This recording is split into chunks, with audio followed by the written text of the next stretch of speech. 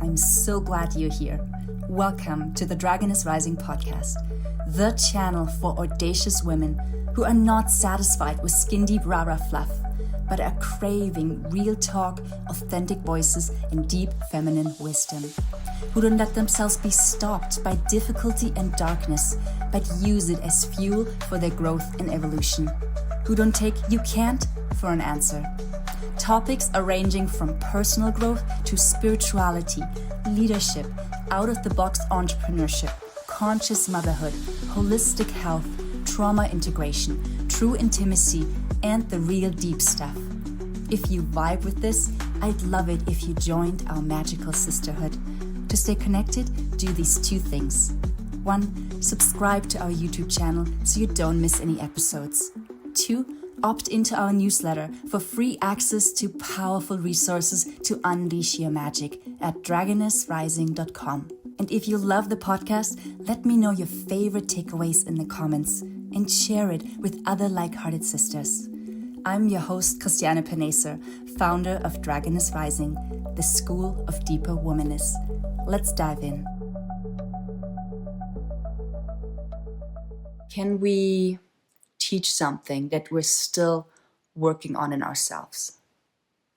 Can we heal, help others heal while we're still not healed yet? Do we have the right to speak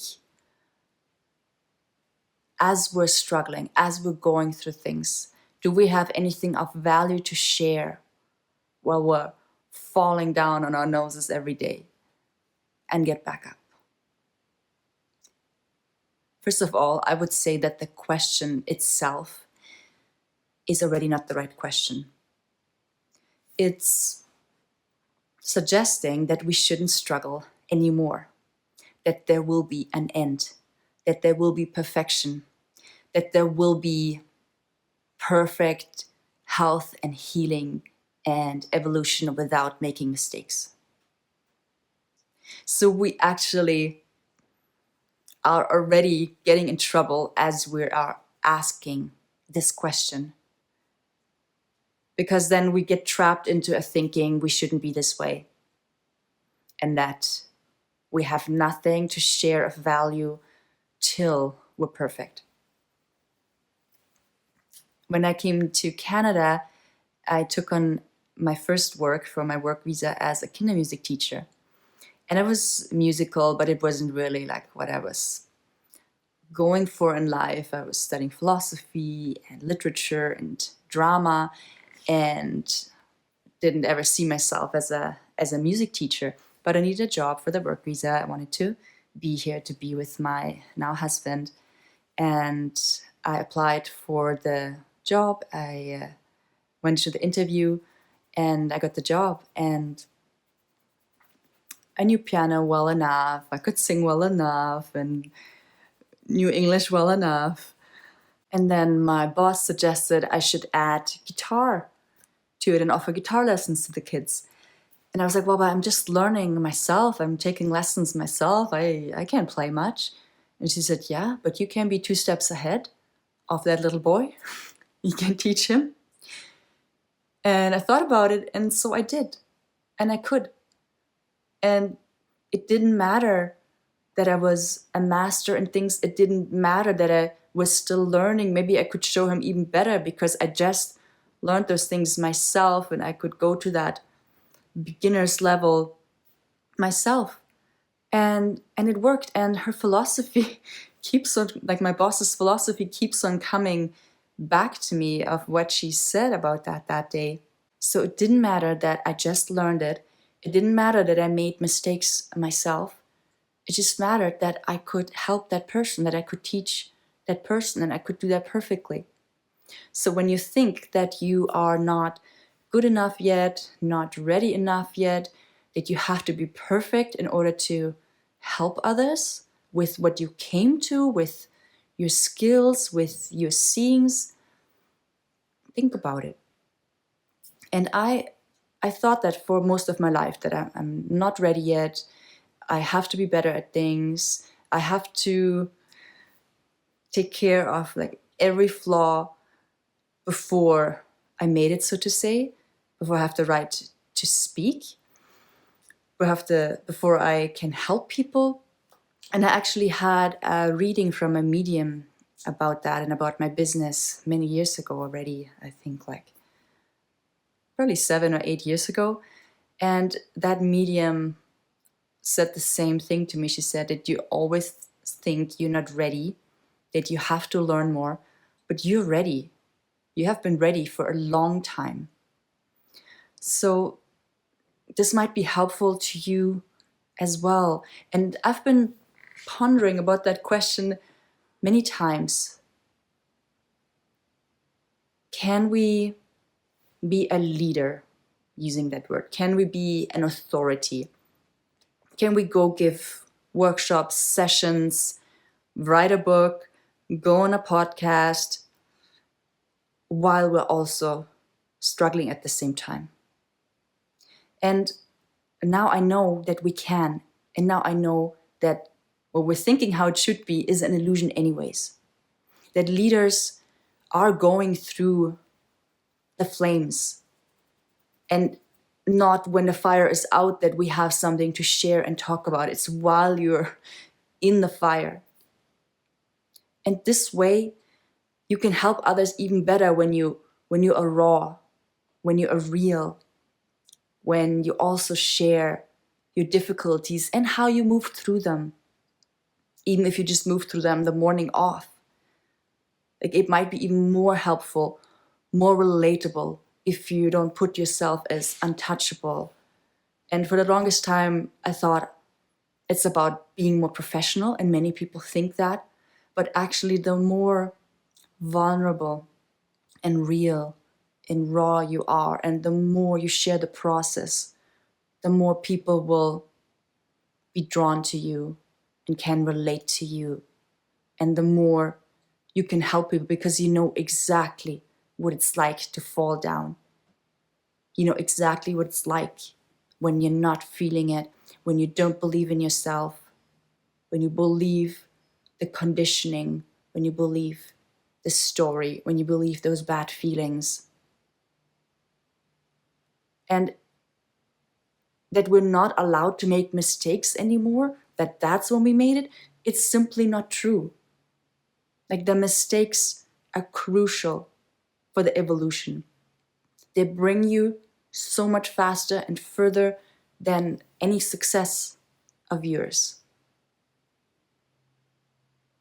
So what might feel wrong and what you might judge as wrong is exactly the thing you need to be a real leader, to be an authority, to embody what you know. It's not about perfection, it's about embodiment again and again, and the next level, and going deeper. It doesn't mean when you make a mistake that you were wrong all along, and that when there's more to heal that you didn't break through the first time. It just means you're going to a different layer of the thing. You're ready for the next, you're ready for the next level. And all of this difficulty is something you have asked for before you came into this life. It doesn't mean you're wrong. It doesn't mean you don't deserve. It doesn't mean you're a bad person. It means you're a special soul that has asked for that difficulty so it could get the evolution that it came here for. So I'd like to encourage you to share while you are in the midst of the struggle, in the midst of the chaos, and share what's difficult, and also share what's your key to getting through it, how you picked yourself up when all the evidence said pointed towards not picking yourself up, where you did it despite, where you did it while you were shaking, where you spoke while you were afraid, where you didn't give up although everyone told you to. That is what moves people. That is true transformation. That is the embodiment. And it's okay if you fall out of it. It's not about not making mistakes. It's not about embodying it all the time, 100%. If you set yourself that kind of a high bar, you just want to give up anyways. Like, it's just, you don't even believe it's possible for you. But if you just focus on doing it now, doing it when you know, going for it when you know, and forgiving yourself for the mistakes, seeing the mistakes as your privilege, as your fuel for what you came here for, your evolution, your embodiment. And one thing has always been especially difficult for me when I made a mistake, when I wasn't in my truth, when I believed the conditioning, when I believed the trauma and acted on it in a way that's not in alignment, to recover from that. Like, it always felt so unbearably bad for me. And I just beat myself up for it forever. Or when there were fights in my relationship and we should know so much better by now. And I just couldn't forgive myself for it. I couldn't get out of it. But it really does not matter that you fell, even that you threw yourself down. All that really matters is that you get back up, and how you get back up. And to get back up in not a overbearing way, but in a delicate way. To be delicate with yourself, with others, with the situation. Not perfect, not better, just delicate. And that has been really, really helpful for me. So don't count your mistakes and use them as evidence for that it's all wrong, that you're wrong, that your vision is wrong. That's what you want and what you desire and what you're pulled to and what you know to do, that wasn't wrong, that wasn't right. Use it as evidence for that you're doing it anyways, that you're walking through the fire that is needed for your transformation. See it as the fuel you need for the alchemy, the material you need for the alchemy to make gold. And don't wait. Don't compare yourself till you think you can speak, till you think you have something to give, till you can put yourself out there. People don't want perfect. And I had that experience that when I was still in school, in gymnasium in Germany, and a person I haven't talked to really before said to me after the conversation we had, "Oh my God, I'm so relieved that you're not perfect either." And I was like, what? Like, I was so shocked. I couldn't believe that she would even think I'd be like close to perfect even. And that's what I'm maybe emitting, or what it seemed to her. And I realized, like, what I saw as, okay, I just want to not be so fucked up and just be better. So I'm at least not super fucked up, just a little bit fucked up. So trying to be so good, trying to make it so right. That was actually seen by others. Oh my God, she's perfect. Because how they saw me was putting me up there. And the image I might have emitted was something of, well, she's perfect. And people actually didn't like it.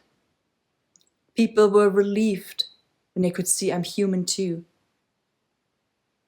And it's also not just about showing all your flaws and your struggles. No, it's about being in the struggle with authority. like share what you want to share vulnerably because it might help others. And it also add what you've just learned from this, how you got yourself back up, because then it becomes of value to others. So the things you think you need to hide in order to make it, to be professional, to be an authority, to help others, to be a leader, those things are exactly what will help you when you show them, when you share them, when you open up about them, because they make you human. They make you relatable. Because otherwise, when you think, oh, she can do it, but she's so perfect anyway, she's up here, they probably won't come to you and connect with you and think you can help them because you're so different than them. But if you show from your daily life what's happening for you and how you moved through it and what you just learned, that can be so helpful for others. And your wounds, like how they always say, your wounds are really your greatest gold mine. Your wounds are also your credentials so that you know what you're talking about. You've lived it, you are living it right now.